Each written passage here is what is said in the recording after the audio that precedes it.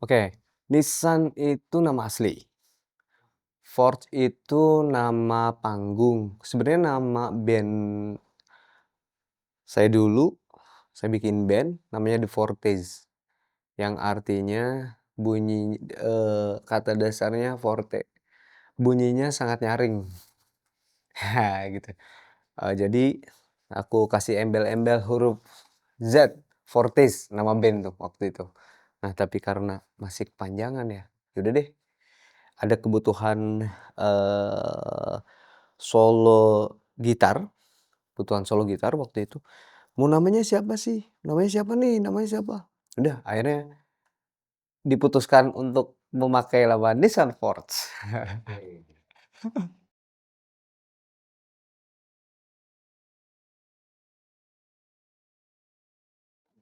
Dari umur 6 tahun sudah diperdengarkan hampir setiap hari pasti saya dengar bunyi gitar. Entah itu gitar klasik, entah itu gitar rock, entah itu flamenco atau apapun. Itu sudah akrab hampir setiap hari. Di lingkungan rumah itu pasti suara gitar, suara gitar, suara gitar, suara gitar, gitu.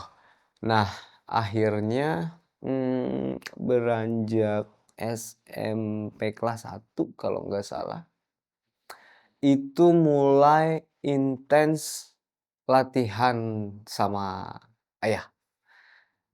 Mulai digojlok mulai digojlok, sepulang sekolah itu mungkin saya terbilang seorang anak umur pada saat itu sepulang sekolah tuh nggak boleh tidur, tapi latihan, latihan gitar. Ya, dan dengan durasi 2 jam. Agak militer ya. Ya, kalau ingat hari ini, oh iya, dulu tuh agak militer. Oke. Itu. Berarti memang keluarga memang deket banget juga sama musik. Semuanya main musik kah atau? Kebetulan papa Oke. kebetulan papa memang, dia ngajar klasik waktu itu, bisa dibilang papa tuh guru pertamaku untuk belajar gitar, papa tuh guru pertama, gitu. Jadi dari situ, eee, SMA terus nah mulai tuh, tapi dengan satu catatan, itu pun, salah satu jadi kayak ngasih pilihan, "Kamu kalau mau setengah-setengah, nggak usah main musik, nggak usah megang gitar. Kamu fokus aja belajar. Tapi kalau pengen serius di musik, ya udah jangan tanggung-tanggung untuk menentukan setiap hari itu harus latihan." Gitu. Berarti bisa dibilang SMA, oke saya serius musik gitu. Setelah SMA setelah lulus SMA lah. setelah lulus SMA, nah baru memutuskan dan mungkin waktu itu tidak hanya menyarankan untuk belajar, tapi coba bergaul dengan musisi-musisi di luar sana. Entah itu yang, seumuran ataupun musisi-musisi yang sudah senior gitu. Itu sangat beliau sangat menyarankan untuk, tidak jadi musisi kamar. Jadi setelah, eee, kamu mateng bla bla segala macam, udah kamu cari sesuatu di luar sana. Pasti, eee, kamu nemuin banyak hal di musik, gitu.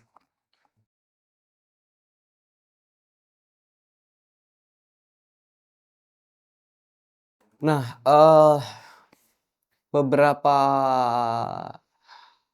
waktu yang lalu memang, lumayan cukup panjang saya fokus di, dunia produksi. Eee, kasarnya saya sempat memang kepikiran untuk, eee, apa ya, mengistirahatkan dulu, Nissan Forge. Terlepas itu ada beberapa karya yang memang sudah dibuat, bahkan tidak hanya satu atau 2 album. Tapi, nggak tahu, semesta menggiring ke situ, saya harus ketemu, banyak orang, entah itu penyanyi, entah itu pemain instrumentalis. Nah, tapi ketika terpanggil lagi nih sisi musisinya. Itu kayaknya kurang lebih ke kesenangan dan kenyamanannya sama deh. Karena mungkin kita berada di ruang yang sama. Oke. Walaupun memang, konteksnya kita meng-create, siapa misal, gitu. Tapi terkadang semisal ketika meng-create diri sendiri, tetap saya butuh seorang, teman untuk memang, discuss, bla bla segala macam. Yang pada akhirnya keduanya, entah itu produser ataupun as a musician-nya nih, ya keduanya mempunyai kenyamanan yang sama, keseruan yang sama, gitu.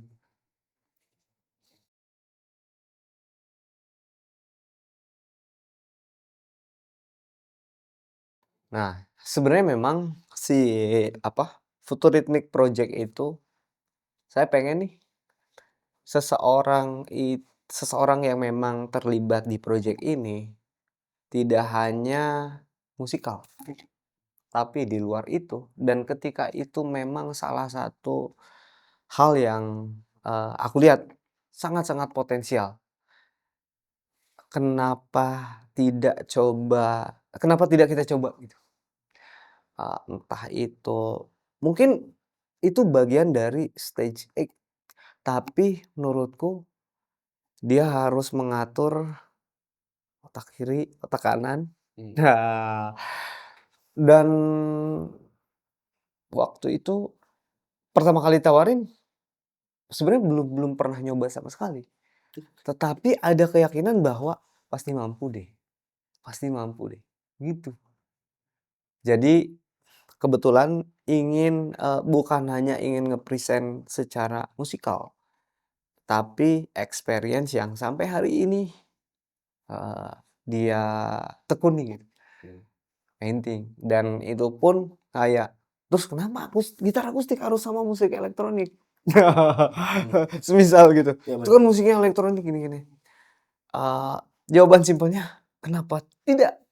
Tapi memang, apa ya, ada pertemuan frekuensi yang ketika aku ngobrol sama Sandy, frekuensi yang mungkin dari aku pribadi, mungkin ini akan jadi bebunyian yang insya Allah baru gitu.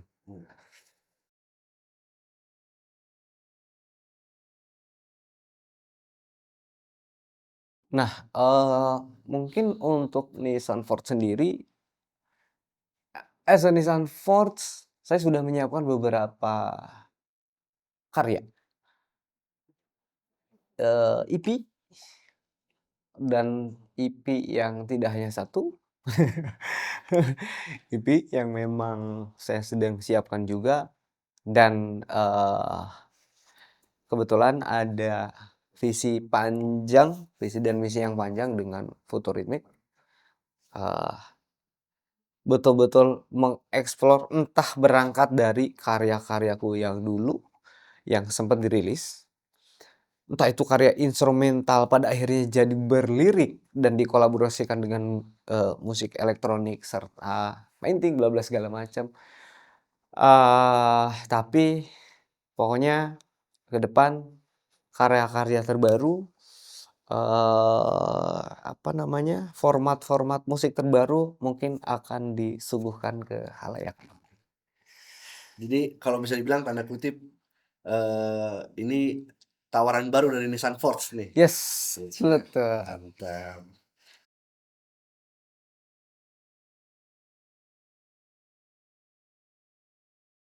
Oh iya, betul. Nah kebetulan, eee, dalam waktu dekat, eee, 2 lagu saya yang satu yang rilis di 2016, juga yang rilis di 2018, itu kebetulan mendapatkan kesempatan untuk jadi original soundtrack sebuah series, judulnya 12 IPA 4. Oke. Nah, gitu. Judul 12 IPA 4. Kebetulan saya karya itu Sore Sebelum Hujan dan Berdua itu di-remake dan dinyanyikan oleh, salah satu aktor filmnya, gitu. Oke, Futurismic Project. Nah, Futurismic itu sebenarnya awalnya, dari kata futuristik. Futuristik. Tapi karena, mungkin saya salah satu, gitaris yang sangat menggemari, beragam irama musik, apapun itu. Dan, eee, Sandy pun sama Sandy pun sama. Dia yang menggarap musik elektroniknya sangat menggemari. Di suatu malam kita ngobrol-ngobrol-ngobrol, entah, ada angin apa, tiba-tiba terbesit kata Futurismic. Wih, keren tuh, keren. Future, masa depan.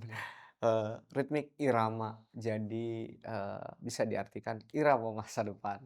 Nah, eee, berawal dari, "Sen, kita coba ya, boleh nggak ya kita nyoba bikin instrumental, dengan format, eee, instrumen akustik tapi musiknya elektronik," gitu. "Wah, ayo ah, kita coba." Nah, selang beberapa waktu, kebetulan aku, Sandy, Eee, Christy Yassin terlibat dalam penggarapan jadi orang-orang di belakang layar, penggarapan untuk soundtrack series dan film waktu itu. Akhirnya kepikiran tuh untuk, wah, gimana kalau, eee, kita, eee, kita awali dengan coba karyaku yang sudah rilis beberapa tahun lalu. Walaupun karya instrumental, tapi gimana gimana kalau kita kasih lirik nih? Nah, gitu. Akhirnya aku coba ngajak Icis juga, kebetulan Icis Kristiasin. Kebetulan Kristias itu sudah merilis 3 single juga, Kristias sudah merilis 3 single juga solo. Nah, aku coba kasih challenge, "Berani nggak untuk menuliskan lirik di lagu yang tadinya instrumental?" "Oh, oke, nanti aku coba." Nah, tapi ketika project ini berjalan dan kita manggung, "Berani nggak? Tidak hanya bernyanyi, tapi sambil painting," gitu. "Wah, oh, boleh boleh boleh." Akhirnya kita memutuskan untuk, ya udah, kita berangkat dari satu single remake. Dan betul-betul dengan sesuatu yang baru, mungkin beberapa orang nggak pernah, apa ya, mungkin beberapa orang akan kaget, "Loh, kok tiba-tiba desain, oh, makin ke sini makin ini musik elektronik," semisal gitu.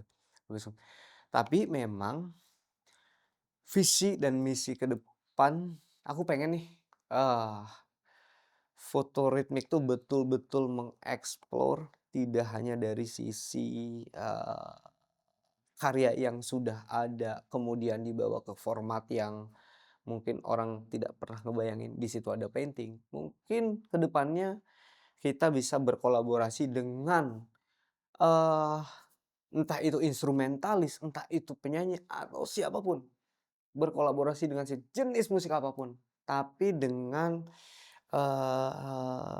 color-nya si Futurismic sendiri, explore-nya Futurismic sendiri.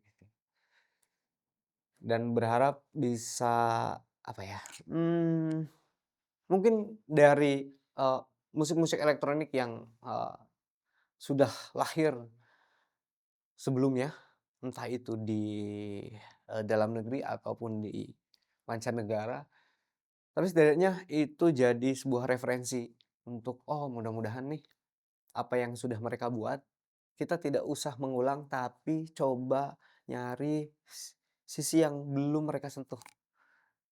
Gitu sih.